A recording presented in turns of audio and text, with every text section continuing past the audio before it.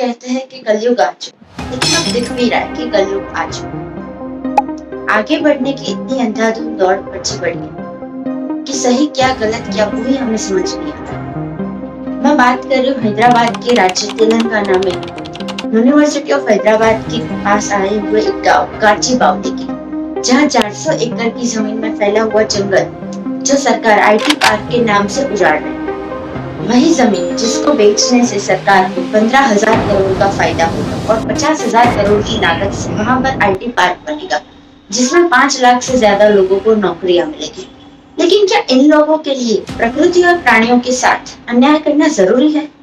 450 से ज्यादा पौधे, झाड़, पंछी, पशु, प्राणी जिनकी प्रजातियां वहां पर बरसों से रह रही, तो उनका घर छीन के ये आईटी पार्क बनाना जरूरी है सरकार के लिए? हाथी जो अपने आशियाने को बचाने की मशीन के सामने भिड़ गया और उसके सिर पर इतनी गहरी चोट आई कि जिसकी कल्पना हम लोग शायद कर भी नहीं सकते। उसको कितनी वेदना हुई होगी कि वो कीचड़ उछाल के अपने सिर पर डाल पशु प्राणी के साथ। ये अन्याय क्यों? राष्ट्रीय पक्षी मोर जो कितने मर चुके हैं। 400 एकड़ की जमीन में से सरकार अब तक 100 एकड़ की जमीन काट चुकी। क्या इतने जंगल हम उगा पाएंगे? क्या इतने पेड़ पौधे हम लगा पाएंगे? बिल्कुल भी नहीं।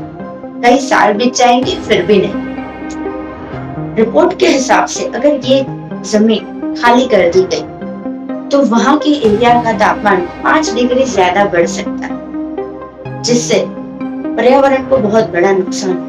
क्या हम यही देना चाहते हैं अपनी आगे आने वाली पीढ़ी को? सारे जंगल उजाड़ उजाड़ के अगर हम ऐसी बिल्डिंग्स बनाते रहे तो प्रकृति कहाँ रहेगी?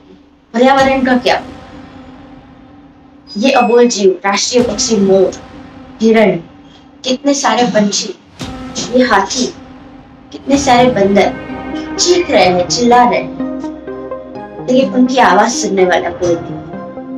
उनकी निर्मम हत्या की जा रही है। क्यों?